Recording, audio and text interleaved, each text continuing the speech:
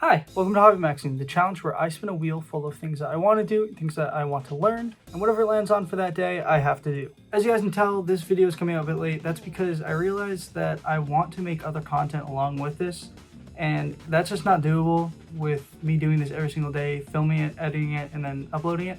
So I'm going to start probably making these videos every 2 days instead of every single day, maybe even every 3 days, depending on what I want to do, because I also have a life outside of content making, so it's just not sustainable. So sorry about the video coming out late. I hope you guys understand and see why, because some of these videos are just going to take longer than others, and it just wouldn't make any sense to try and do them every single day. Anyways, let's see what we got for day 2.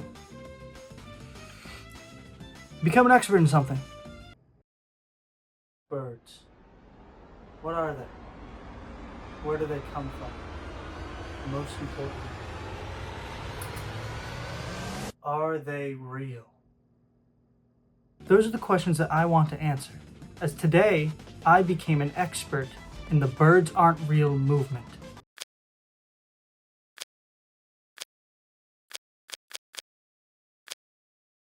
See, science claims that birds are warm-blooded, egg-laying vertebrate animals that make up the biological class aves. The truth, however, says otherwise. This all started in 2017 when a guy named Peter McIndoe brought a sign to a pro-Trump counter-protest at a women's march. On the sign, birds aren't real. He obviously believed this, and this wasn't satirical in any form. But why did he think this? Let's go over the full history and evidence to support this. And to do that, I will be using the official Birds Aren't Real website. In 1947, the CIA was founded. Around this time, the Red Scare was rampant through the US. One of the CIA's biggest tasks was to counter any propaganda coming from communists in America. But to counter something, you have to know where it is.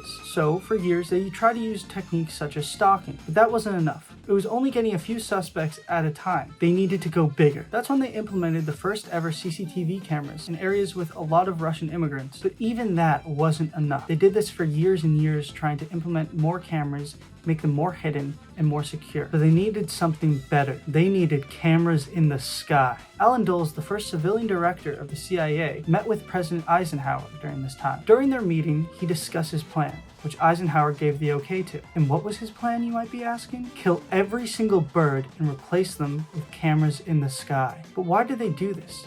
They could have just replaced a few with robotic birds and no one would have noticed. The truth is, Dulles and his crew hated birds. You see, more often than not, when walking out of the CIA headquarters into the parking lot, many would find that their car windshields were covered in bird poop. This pissed Dulles and his team off, and it is believed that this is one of the biggest reasons why Dulles and his team killed every single bird in America. The website then goes a lot more into Dulles' history and how robot birds were even made, and even how whistleblowers exposed the truth many times. However, right now if you look at the website, it says on the front page, if you're reading in 2025, please help us.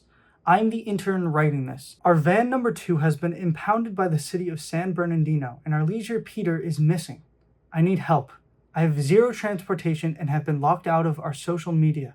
I believe we were hacked, but Instagram will not respond to my numerous emails. I am losing hope. So, when you put all the evidence together, when you realize that you have never truly seen a baby pigeon before, what is the answer? Are birds real? Yes, obviously. I mean, this was just a joke and a bit made up by a college student back in 2017 that blew up like crazy.